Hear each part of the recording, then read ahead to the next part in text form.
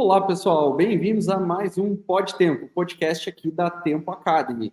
Quem fala aqui é o Nathan Vinci, sou o Head de Agilidade aqui da Tempo e também gostaria de apresentar a nossa Escola de Agilidade e Negócios, onde somos hoje partners da Scaled Agile e da Kanban University. Hoje trazemos diversos temas semanais aqui nos nossos podcasts e com convidados relevantes do mercado, para que você se mantenha bem informado e atualizado sobre esses temas. Também não deixe de conferir nossos treinamentos e turmas lá dentro da nossa página do Simpla e na tempoacademy.com.br.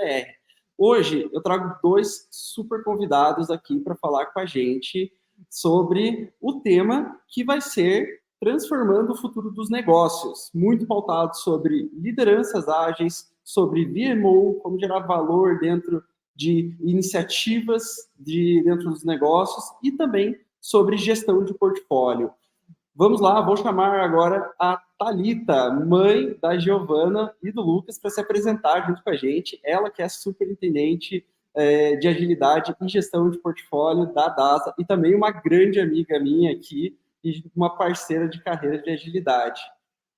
Muito bom.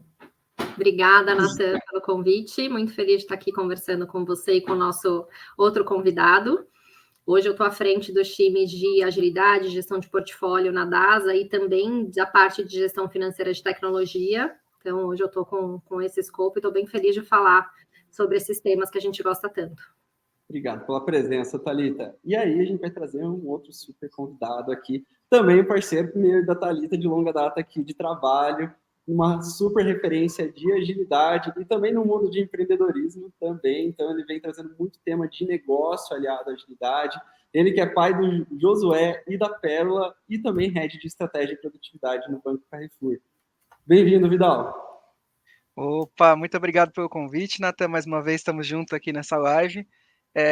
Thalita também, a gente é um trio aqui de longa data, né? Não é de hoje, mas vai ser muito bacana a gente bater um papo aqui sobre não só agilidade, né? Mas como é que a gente realmente consegue agregar valor com agilidade nas organizações, mexendo em ponteiros realmente de negócio da organização. Então, vai ser muito legal falar isso aqui, porque acho que é tema que a gente tem que falar para todo mundo. E a gente tem que falar, tem que compartilhar, tem que discutir mais sobre isso, porque a gente precisa de uma evolução aqui, de fato, na dinâmica de trabalho e tudo mais. A gente vai falar um pouquinho disso aqui, vai ser muito legal. Exato, e o mercado de agilidade tem mudado muito, como vocês falaram, a dinâmica tem que mudar sobre como a gente entende esse tema, e vocês dois aí atuando juntos criaram um super case de mercado que foi reconhecido no último Agile Trends. Foram campeões aí em primeiro lugar da categoria de agilidade em escala, com um case pautado em impacto de negócio, pautado também em gestão de portfólio. Primeiro, meus parabéns aí para vocês, dei parabéns pessoalmente, mas de novo aqui na frente da comunidade. E eu queria que vocês contassem um pouquinho para a gente o quão importante foi essa visão de negócios, a agilidade, além do fazer ágil, dos métodos que a gente tanto vê dentro das empresas, o que vocês fizeram de diferente do que o mercado está acostumado a fazer para tirar esse primeiro lugar e ganhar esse reconhecimento. Muito bom. Ok, primeiro, Vi. Pode começar, Tag. Eu ia comentar que, de fato, eu acho que a primeira coisa que eu queria reforçar que a gente tem de diferente é, de fato, o mindset com relação à agilidade, como a agilidade está ou deveria estar inserida nas organizações. Eu acho que esse case, né, hoje eu já estou em outro lugar, mas a gente está falando desse case, né, até o ano passado eu estava lá no Carrefour junto com o Vidal, liderando esse time, e eu acho que a primeira grande quebra, assim, né, de paradigma foi, de fato, mudar o mindset da companhia com relação ao que era agilidade lá dentro, né?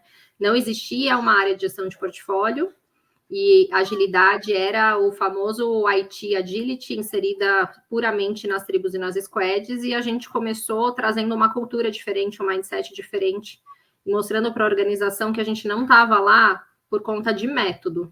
A gente estava lá para, de fato, ser agente transformador, visando 100% potencializar o resultado da empresa. E com isso, a gente conseguiu ampliar muito o nosso escopo durante os 2 anos que a gente esteve lá. Que eu estive, né? O Vidal continua.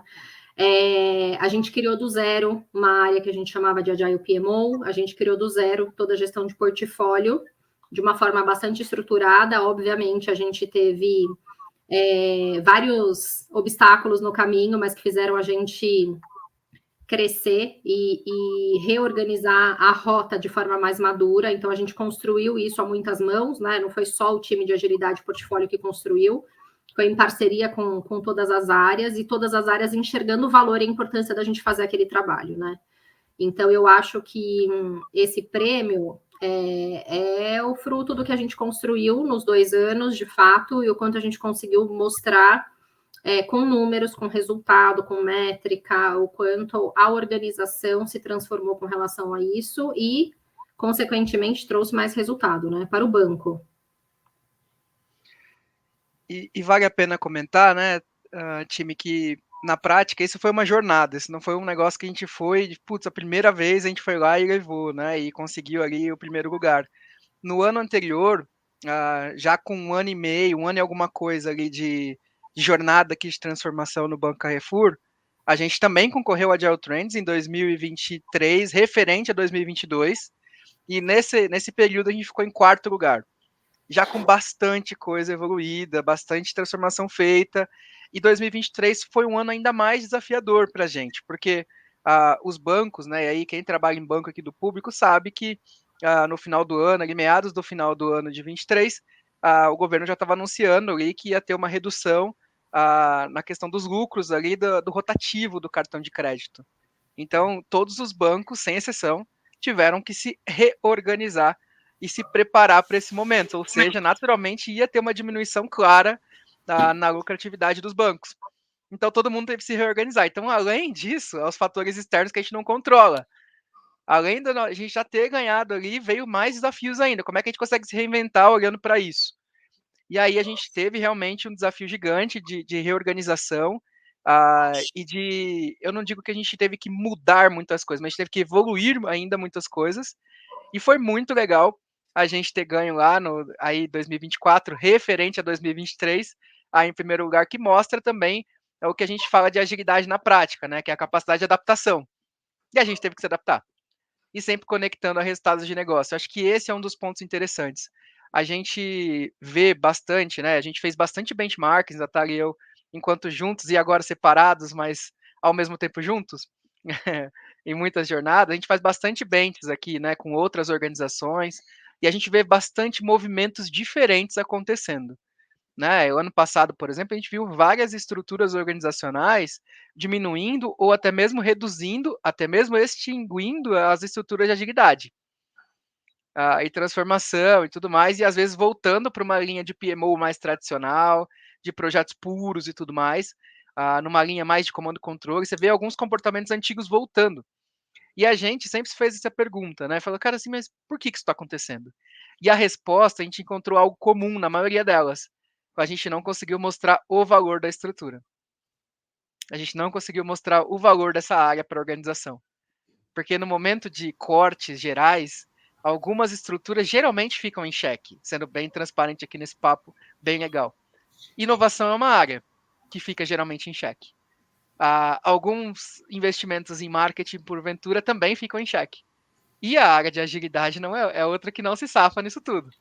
E essa é uma das razões comuns que a gente viu nas outras organizações. Então, eu até estava essa semana num bate-papo bem legal no Sem Parar, e a galera estava discutindo exatamente isso. E, cara, como é que a gente prova valor? Como é que a gente mostra valor? Eu falei, cara, tudo que a gente está fazendo nos times de transformação, seja ele um time de Business Agility, Transformation Office, Célula Ágil, COI, o VMO, o Agile PMO ou qualquer outra coisa do tipo, tenta cada vez menos falar de agilidade, mas fazer agilidade, e tudo que vocês forem fazer conecta com resultado de negócio, seja ele de crescimento, seja ele de experiência, valor para o cliente, ou seja ele de redução de custos, eficiência organizacional. Então, tudo que a gente está fazendo conecta com isso. Se não conecta, a gente está fazendo alguma coisa errada. E é aí que o valor dessa estrutura acaba se perdendo ao longo do tempo. E essa questão de ver a agilidade como ele é um meio, mas ele tem um impacto no fim. E quem olha só a agilidade como meio com as ferramentas está fadado aí a não ter essa continuidade, é o que a gente tem visto no mercado. E acredito que vocês conseguiram já demonstrar mais de uma vez na carreira de vocês aí o quanto a agilidade tem valor dentro das organizações. A gente olha para trás das empresas que vocês passaram, né, e vê que a agilidade ainda perdura, que tem aqueles frutos lá dentro. A gente vê que foi um trabalho pautado em resultado, né? Tem muitos lugares que pega, depois não tem mais a área de agilidade depois de um tempo, como você falou, Vidal. E aí eu queria puxar, Thalita, um tema que você falou dentro do case, né? Gestão de portfólio. E gestão de portfólio, pelo que eu conheço a tua jornada, você está indo já para a terceira vez. Está até no teu cargo ali, né? Imagino como desafio. E agora você está indo de novo, estruturando, agora com muito mais aprendizado do que as outras duas vezes. Como que você hoje estrutura esses pilares da gestão de portfólio para ter essa comunicação com o resultado de negócio? Como que você faz isso hoje acontecer aí do jeito, a gente sabe, não é o framework A, B ou C, mas aí o que a Thalita desenvolveu com base nas experiências dela, né? É isso, estou indo para o terceiro desafio com relação à gestão de portfólio. E eu posso afirmar que os três são extremamente diferentes e não dá para falar, né? A gente trabalha desse jeito, a gente tem que trabalhar do jeito que faz sentido para a organização e para o contexto onde a gente está inserido. Então, a minha primeira experiência foi em um banco, e foi uma experiência, foi a primeira, então eu muito estava aprendendo também, né? E o Vidal esteve lá também junto comigo, criando do zero, estruturando. Mas foi de um jeito. No segundo banco, que é onde o Vidal está hoje, o Banco Carrefour, a gente também construiu juntos do zero ali, mas com certeza com mais maturidade e também, vamos lá, levando em consideração que era um banco muito menor. Então, a gente tem que levar muito em consideração a complexidade de onde a gente está inserido, né? O banco anterior era um banco muito maior, com muito mais pessoas envolvidas, com muito mais projetos e investimentos envolvidos, então, naturalmente, mais dinheiro gera mais iniciativa e mais complexidade na gestão do portfólio. Num banco menor, a gente teve essa experiência de conseguir fazer num ambiente mais controlado, e eu acho que isso trouxe uma bagagem bastante grande para mim nesse sentido. Como o Vidal comentou, foi uma jornada, né? Então, assim, a gente começou toda a estruturação, totalmente pautado aqui onde de fato o banco queria chegar, né? Então, a gente não pode começar a fazer uma gestão de portfólio e direcionar a companhia para isso sem a gente entender quais são os reais direcionadores da companhia, onde a gente quer chegar, o que a gente quer ser, o que a gente quer realizar esse ano para chegar lá. Então, a gente tem muito claro quais são os direcionadores estratégicos, para a gente entender se o que a gente está trabalhando é, de fato, capaz de fazer a gente chegar onde a gente deseja, né? E agora eu estou inserida num contexto muito mais complexo do que todos os outros que eu já passei, né? Então, enfim, o primeiro lugar era uma empresa de mais ou menos 4, 5 mil pessoas, o segundo lugar era uma empresa de 800 pessoas, agora eu estou inserida num contexto de 55 mil pessoas. Então, a complexidade que isso traz é muito grande, porque são muitas demandas vindas de diversas áreas, de formas diferentes. Então, você trazer governança para isso, padronização, as pessoas têm medo desse nome, né? Da palavra. Mas para muitas coisas que a gente faz, é muito importante a gente padronizar. O pedido, né? Por exemplo, a entrada das demandas, é muito importante que a gente tenha uma governança, uma certa padronização, né? Não é feio a gente falar isso. Então, o meu desafio onde eu estou hoje é muito mais nesse sentido. A gente está fazendo, nesse momento, um exercício, e aí, vamos lá, estou inserida no contexto de produtos digitais dentro da DASA, tá? Dentro da diretoria de tecnologia, e a gente está, nesse momento, trabalhando muito forte em dar clareza e visibilidade justamente dos direcionadores estratégicos, para a gente fazer um double check de as iniciativas que a gente está trabalhando estão, de fato, vinculadas aos direcionadores, essas iniciativas, de fato, vão fazer a gente chegar onde a gente precisa. E aí a gente tem falado muito, e obviamente é bastante comum e padrão hoje em dia, os pilares estratégicos serem pontos que o Vidal acabou de comentar, eficiência e receita, né? É o que toda a organização está buscando hoje, é eficiência e receita, e então, como a gente faz isso acontecer no curto prazo? O que a gente está fazendo para as ações de médio e longo prazo? E como a gente gerencia tudo isso, né? No nível estratégico, no nível tático, no nível operacional. Então, Nathan, respondendo um pouco a sua pergunta, acho que não tem um jeito, né? O jeito é o que melhor funciona para cada organização, sem nunca a gente esquecer do contexto, da complexidade de cada coisa, das pessoas envolvidas, porque no final do dia, para a gente fazer as coisas acontecerem, é tudo sobre pessoas, né? Como a gente muda a cultura, como a gente influencia essa cultura organizacional para olhar para uma gestão de portfólio saudável, eficiente. Então, eu estou bem nesse momento agora de novo aí, pela terceira vez. Que legal. E aí a gente olha assim, tem que analisar o contexto, a complexidade e tudo mais, mas acho que algumas coisas que você falou me remetem muito, assim, a algumas coisas que são básicas, às vezes a gente esquece no dia a dia. Quando você traz para a gente, putz, a gente vai fazer algo sem uma governança, sem uma padronização, será que a gente vai conseguir comparar o jeito A com o jeito B e saber se a gente está tendo resultado sem uma métrica?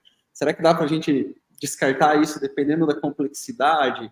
Talvez tenha um cenário um pouco mais remoto que dê, né? Mas acho que às vezes ele é um fundamento. Será que dá para outro ponto muito importante que você colocou? Será que dá para a gente desconsiderar aonde a empresa quer chegar e a gente começar a operar o portfólio no contexto dela sem entender qual é a estratégia dela? Então, acho que são pontos muito relevantes aqui. E nesse ponto, eu acho que traz a reflexão de que a gestão de portfólio não é só a gente gerenciar o que está sendo feito, o que está sendo executado, o que está sendo planejado, mas é a gestão de portfólio trabalhar de uma forma propositiva e provocativa, no bom sentido de a gente também ajudar nessa direção, né? A gente provocar se de fato as coisas estão conectadas, se estão fazendo sentido, se essas priorizações fazem sentido, quais são os trade-offs que a gente tem que fazer. O nosso capache é finito e a gente tem um mar de coisas para fazer. Logo, a gente tem que priorizar e tem que levar uma série de critérios em consideração. Então, eu acredito muito numa gestão de portfólio com esse mindset, né? Propositivo e provocativo. Você já me deu um gancho para o papo com o Vidal aqui. Quando a gente fala em capacidade, a gente fala com uma pessoa especialista aí também em estratégia e produtividade, né? Que é onde está o desafio do Vidal nesse sentido e com certeza passa por portfólio. Mas é isso mesmo, Thales. E aí eu queria até aprofundar um pouco nesse tema. Vidal, a gente já falou aqui, pô, estratégia a gente tem que conhecer a empresa, né? Mas será que a gestão do portfólio, para onde a empresa precisa atingir os seus resultados, a gente deve olhar só para o portfólio de tecnologia? Qual o momento que a gente avança também para um portfólio que extrapola essa barreira de tecnologia, que é o que geralmente as pessoas de agilidade começam e estão lá, né? E a gente tem que olhar sempre para a grana, tem que olhar para a capacity, que elementos a gente tem que olhar para ter uma boa gestão de portfólio, se a gente deve ficar só em tecnologia ou não, né? Essa é a minha pergunta para ti. Excelente pergunta, porque, como a Thali comentou, a gente geralmente está inserido em contextos, né? No primeiro bancão que a gente trabalhou junto lá, inclusive nós três, né? Atuamos juntos lá, a gente ficava realmente dentro de uma estrutura de tecnologia, né?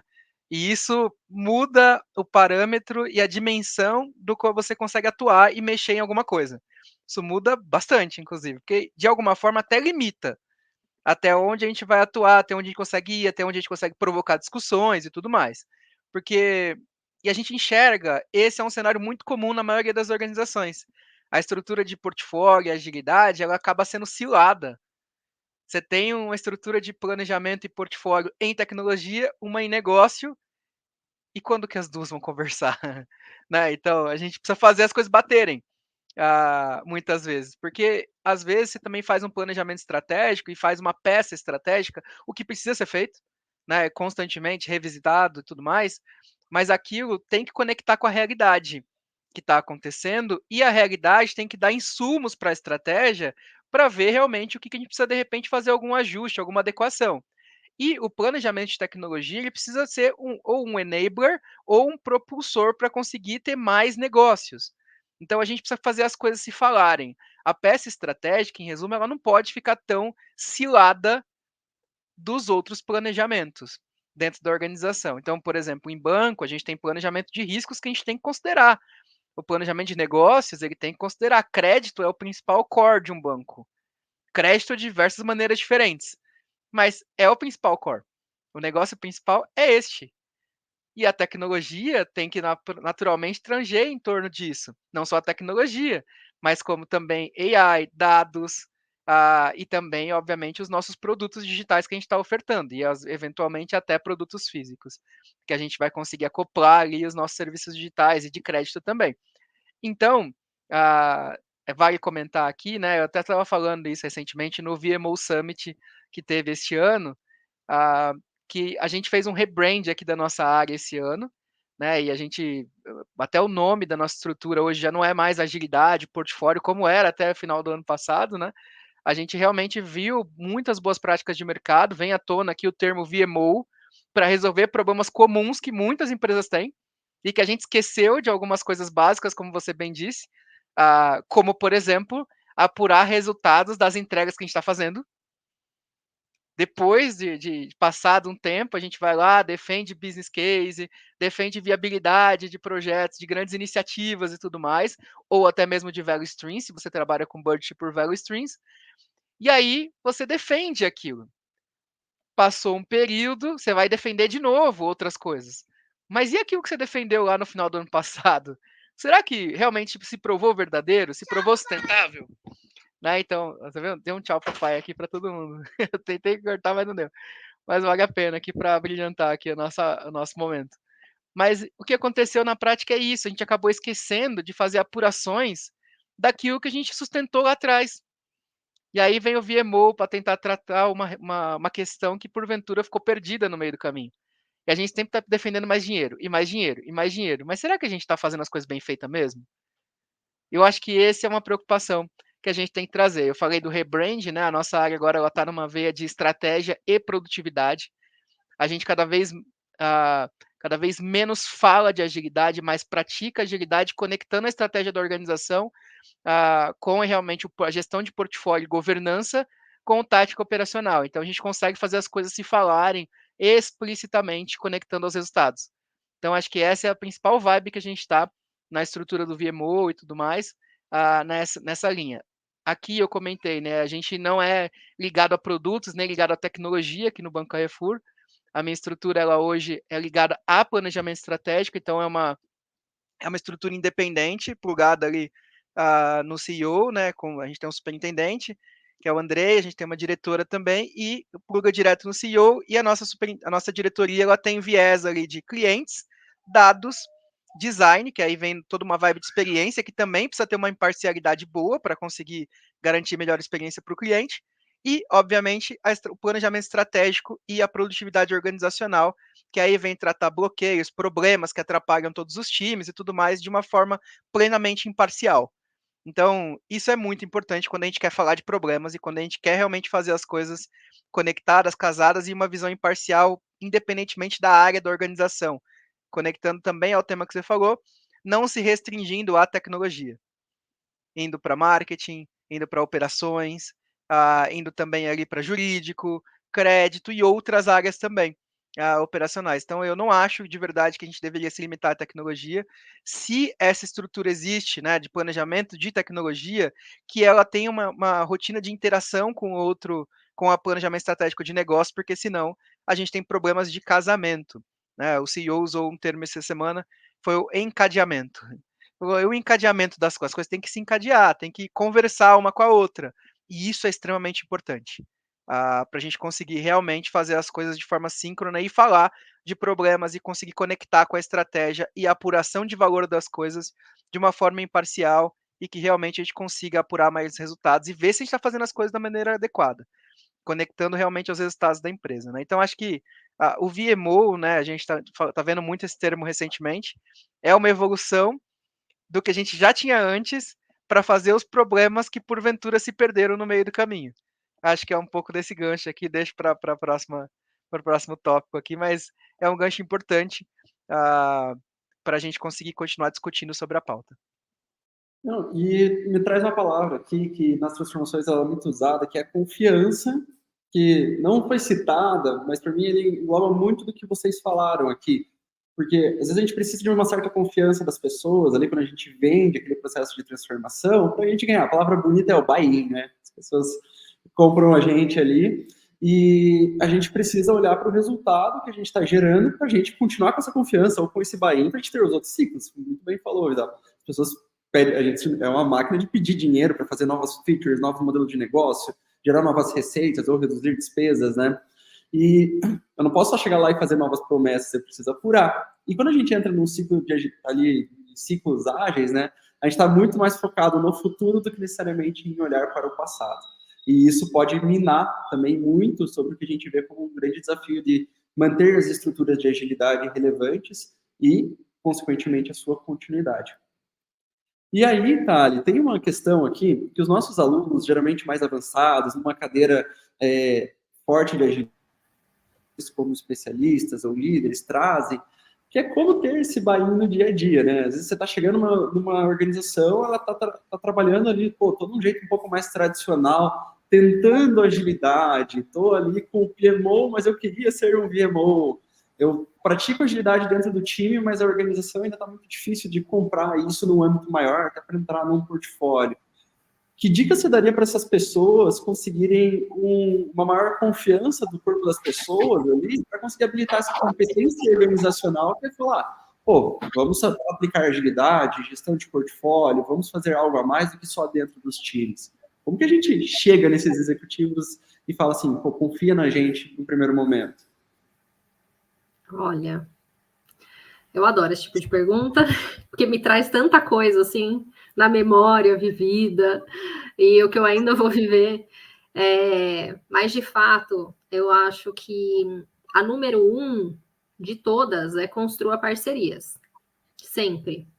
Mas tem uma coisa que vem antes, que para mim é o primordial para o que a gente vai fazer dar certo ou não, que é o patrocínio da alta liderança. Então, patrocínio é sempre a primeira palavra que vai aparecer quando me perguntarem isso, porque se a organização não quiser de verdade, não pode chegar o melhor profissional do mundo lá, que não vai acontecer. Não vai ter agilidade, não vai ter VMO, não vai ter gestão de portfólio, vai ter do jeito que a organização quiser e permitir, que a cultura permitir. Acho que eu já vivi cenários diferentes de patrocínio, então por isso eu posso dizer com muita certeza e muita segurança que o patrocínio da alta liderança transforma uma organização, né? A gente viveu isso lá na minha casa anterior ao atual do Vidal, o antigo CEO, ele patrocinava as ações que a gente tinha para fazer com uma força que eu nunca tinha vivido. E ele patrocinava porque ele de verdade acreditava no potencial do que a gente podia entregar. E, de fato, né, foi uma dos grandes motivos da gente ter construído a jornada que a gente construiu nos últimos 2 anos lá. Então, ela precisa ser genuína, né? Não dá para dizer que eu patrocino, mas no dia a dia eu burlar o sistema, que já vivi isso também, porque a gente não vai conseguir entregar resultado de fato. Então, patrocínio é o número 1, e aí quando a gente desce para a gente mesmo, para o play, construir as parcerias e as alianças necessárias, mostrando para as pessoas o propósito da gente estar aqui, né? E para mim isso conecta totalmente com o que a gente estava falando agora há pouco sobre como o mercado de agilidade está, como tem empresas que não existe mais agilidade, como a agilidade fica em xeque facilmente em momentos de reestruturação. Então, como a gente consegue mostrar, e eu falo muito, né, sobre eu não estou aqui para ser ágil, né? Eu estou aqui para potencializar o resultado da companhia, e hoje a gente escolheu agilidade como método para isso. Inclusive, eu acho que a gente tem que falar sobre isso, como a gente está preparado para mudanças, para todas essas adaptações que a gente enxerga e vive no dia a dia, né? Com relação aos métodos mesmo. Então, assim, hoje é agilidade, amanhã pode não ser.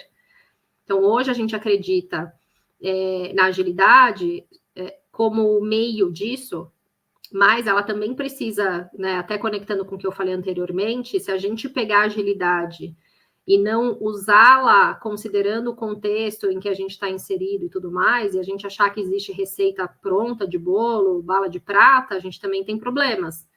Então, acho que um pouco disso também tem movimentado negativamente o mercado de agilidade, né? achar que o que deu certo numa casa vai dar na outra. O maior erro que a gente pode cometer é esse, né?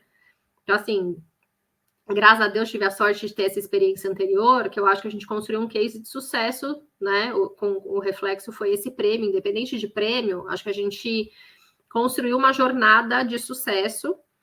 E não quer dizer que se eu pegar e fizer exatamente o que eu fiz na casa anterior, onde eu estou hoje, eu vou ter o mesmo sucesso. Pelo contrário, né? Se eu chegar com esse mindset, certamente eu terei problemas.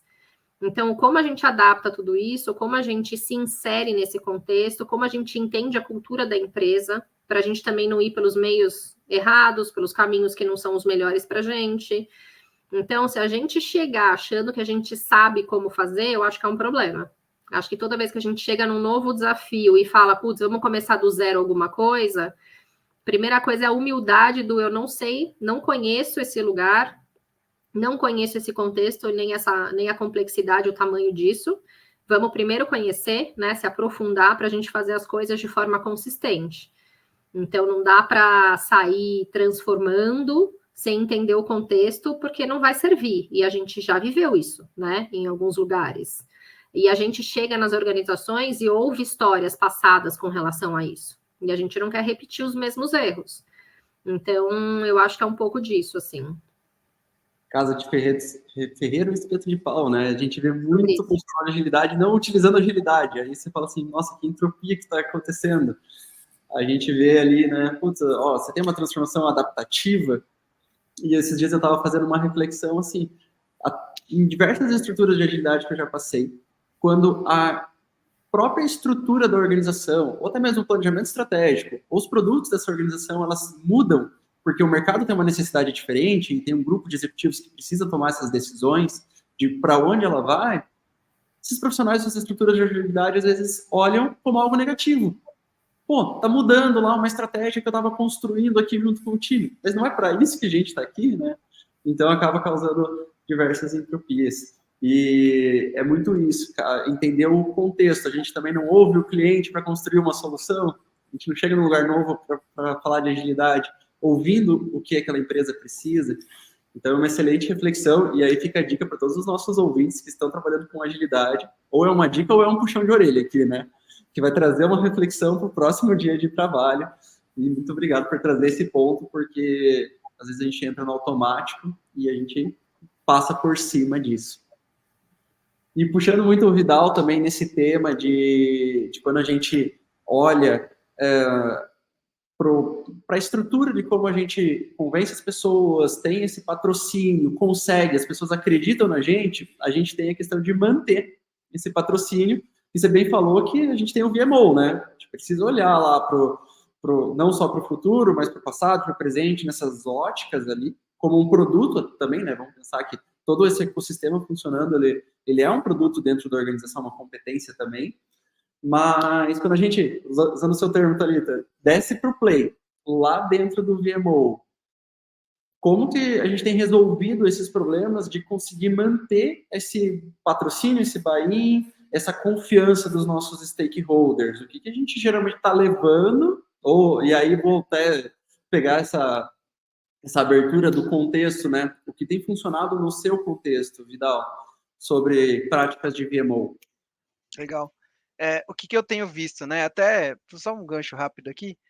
Eu estou cursando mestrado, né? O meu mestrado é em marketing, o que é muito louco, né? Porque todo mundo que eu falo isso, o pessoal fala, mas nas TI, também, aí, marketing é só campanha, ainda tem esses misunderstanding aí, né? É só campanha publicitária e tal, ads do Google, eu ouvi coisas mais diversas possíveis. E uma coisa interessante, né? Eu fiz um dos seminários que eu estava fazendo lá, junto com o grupo, foi exatamente na linha de, cara, como é que a gente consegue fazer transformações digitais de sucesso?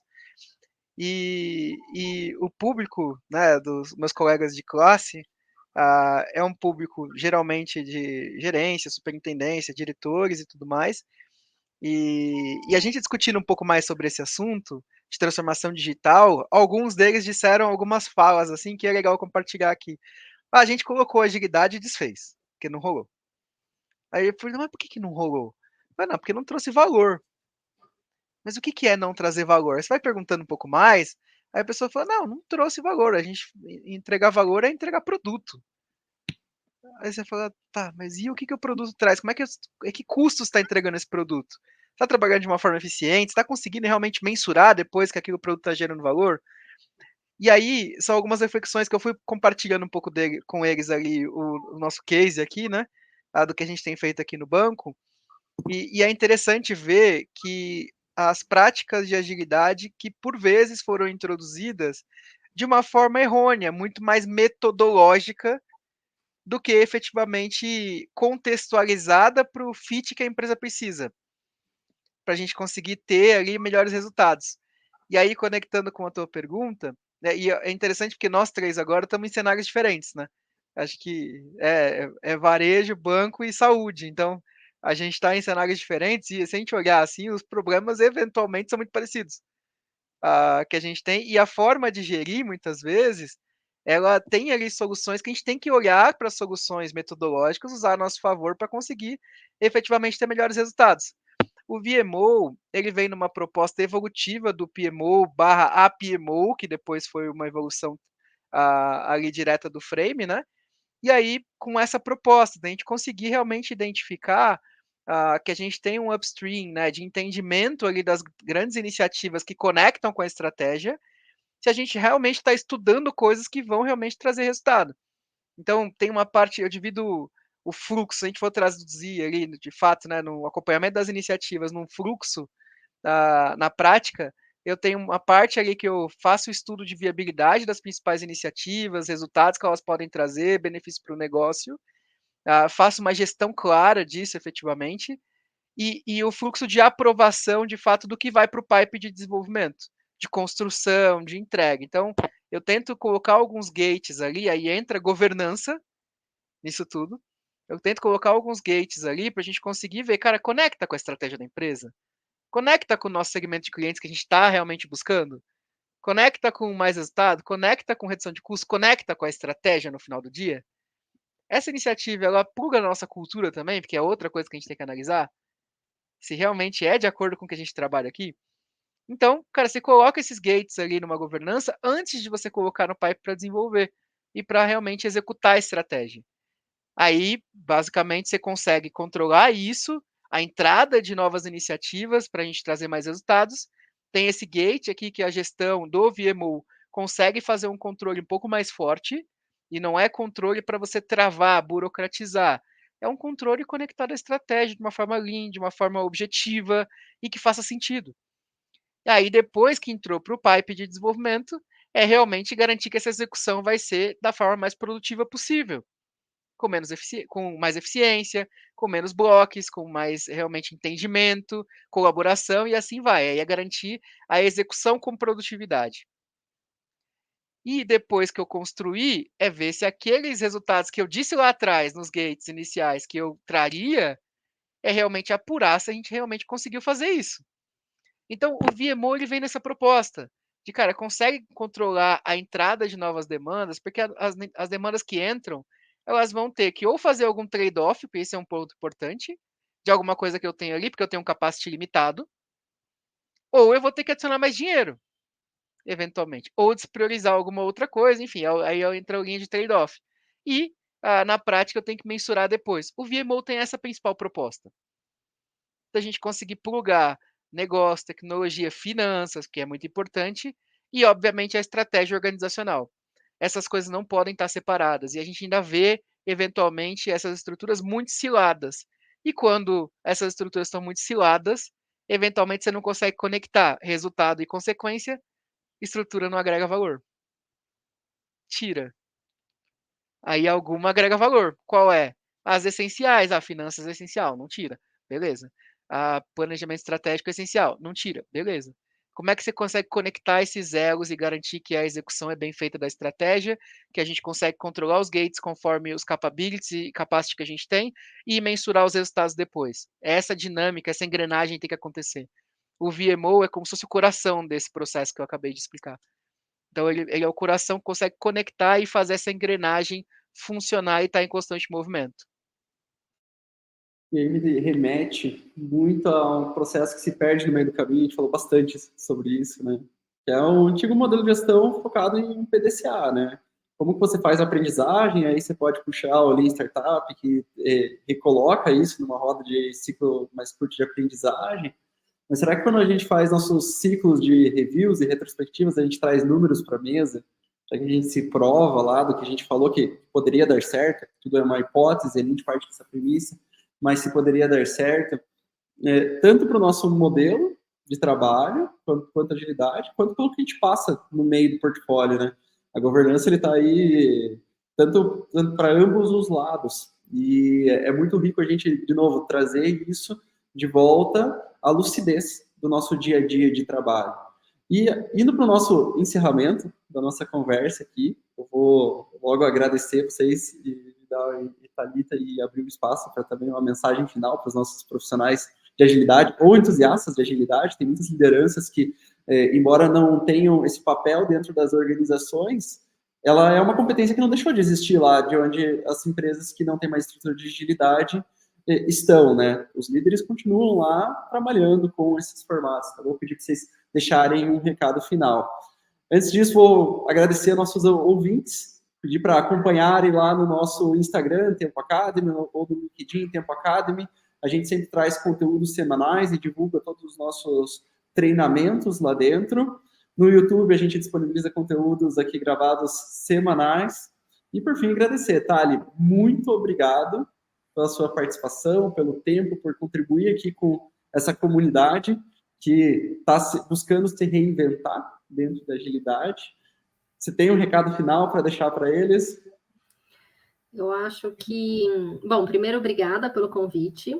É sempre um prazer estar junto com você e com o Vidal. Então, no final do dia, é tudo sobre pessoas e relações e o que a gente constrói na vida. E a gente construiu, né? Então, independente da gente estar... É muito legal a gente ter trabalhado juntos, três em algum lugar, e hoje a gente está cada um em um lugar.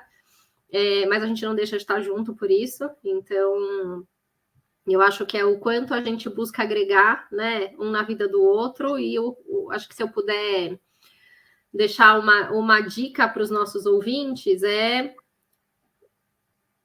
convido a pensar e refletir cada vez mais para onde a agilidade está indo, para onde a gente também gostaria que a agilidade fosse, como a gente gostaria que a agilidade fosse vista e fosse sentida pelas organizações. E se a gente está inserido dentro desses contextos, de fato, olhando para a geração de valor, né? Para a agilidade gerando valor para a organização. Então, é muito minha opinião pessoal né? Eu sei que a gente tem colegas que não podem pensar diferente, está tudo bem, mas eu acho que quanto mais a gente pensar o quanto a agilidade pode transformar, mas sem a gente perder de vista o real valor que a gente está gerando para as organizações, acho que mais força a gente tem, mais patrocínio a gente vai receber, mais alianças a gente vai conseguir construir no meio do caminho, e mais a nossa carreira vai estar sendo olhada de uma forma consistente e saudável para a gente. Muito bom, obrigado novamente, Thali. E Vidal, e também, muito obrigado por participar aqui, por parceria aí de longa data. Você tem um recado também para os nossos ouvintes aqui? Boa. Mais uma vez, obrigado pelo convite aqui. É sempre um prazer estar com vocês dois aqui. A gente está sempre junto, né? Sempre conversando, sempre interagindo. A gente nunca perde muito tempo. Se tem alguma coisa que a gente não se falou ali em 2, 3 semanas, é um tempo muito anormal para a gente, né? Mas, ou pelo menos trocar experiências. Aliás, essa é uma das dicas. Cara, sempre esteja buscando conhecimento diferente. Ou os conhecimentos de pessoas próximas a você que estão vivendo outros cenários. Acho que esse nosso exemplo aqui dessa troca de hoje, né, desse momento, dessa hora aqui, é um exemplo que eu posso dar de dica para a galera também. Né? Eu recebi 2 perguntas num painel que eu participei recente, da comunidade ágil ali, que uma foi um pouco mais aberta, assim, a outra foi tipo, a gente deve focar muito em certificações ainda? Veio essa pergunta ali para mim, que também já lecionei para muitas certificações aqui e tudo mais. Nesse formato, né, no futuro do agilista, etc. Eu falei, eu não sou nenhum previsor de futuro de agilidade, né, de agilista ou de profissões. Eu acho que a gente tem que estar sempre em movimento, buscando o que tem de melhor no mercado de conteúdo mas sempre olhando para o nosso contexto e trocando experiências e colocando em prática. Você tem que adquirir conhecimento sempre, é o lifelong learning que a gente sempre fala, né? Conectar com experiências de colegas e praticar no seu contexto. Se uma dessas 3 coisas não estiver funcionando, acho que você está devendo. Então, dá uma olhada o que porventura você precisa fazer de diferente. Então, para mim, é essas 3 coisas. O conhecimento teórico, que você tem que conhecer, tem que buscar sempre o que está tendo de novidade e tudo mais. Estou falando para ficar investindo todo o seu salário ali em muitas certificações e cursos, mas você tem que estar em movimento. Tem que estar ciente, antenado do que está rolando de conteúdo, novidades teóricas ali também. Conectar com conversas, networking, o que as pessoas estão praticando e praticar na tua realidade. Se uma das 3 coisas não estiver operando bem ali, alguma coisa está devendo. Então, essa é a minha principal dica aqui para a galera. Mais uma vez, muito obrigado aqui, Natan, pelo convite. Estamos sempre juntos aí à disposição, tá? Excelentes reflexões. Mais uma vez, obrigado para os meus colegas de profissão e amigos aqui e para o nosso público. Até o próximo episódio. Tchau, tchau.